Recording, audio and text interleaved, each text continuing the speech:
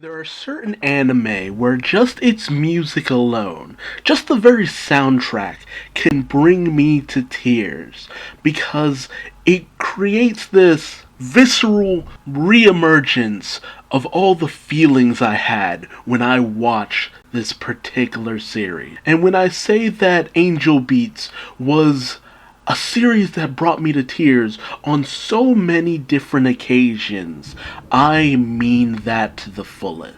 With a premise of basically a group of kids who ended up in more or less a purgatory, and the ultimate goal, at first seeming to be to stand against those who would oppose them, being replaced with acceptance, moving on, understanding that there's nothing for you left in the other world. You can never go back.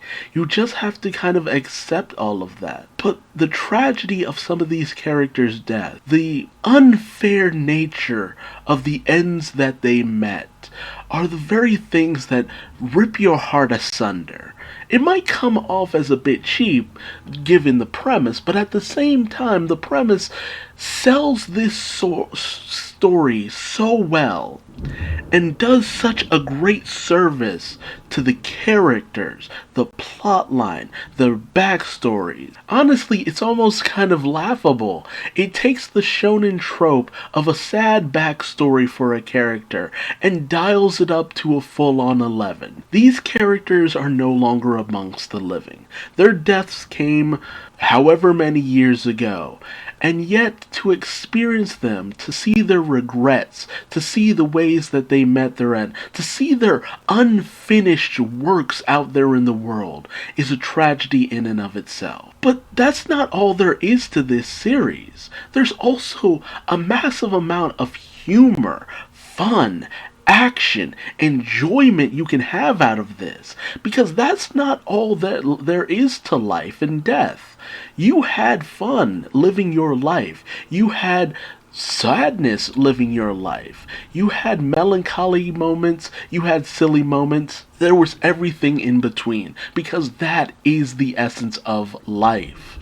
And for a lot of these characters, just living a life, having one last hurrah, a little bit more fun, because they can't die in this place, they're already dead. So all they can really do is just have one final experience, a little bit of acceptance, moving forward if nothing else, and just being able to move on. I love this series. It will always hold an absolutely special place in my heart, because it does so much for the characters. It does so much to endear you to this series. And in 13 episodes, I can't believe just how well played this whole series is. The team that brought this series to life knew what they were doing every step of the way, and I can't thank them enough for bringing this masterpiece to life. Even by today's standards, I still feel that this series holds up something fierce and can still bring me to tears at a glance.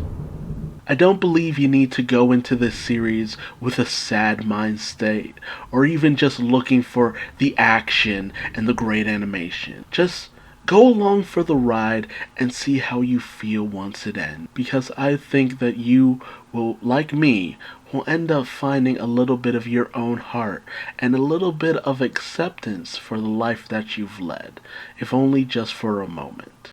Angel Beats is fantastic, and I can't recommend it enough. Please, watch Angel Beats if you never have. And if you have, what was your most favorite moment in the comment section below? I love me some TK, honestly. But Noda and the hijinks that he got into, or Hideki, and Yui, how she, and the connection with Kanade,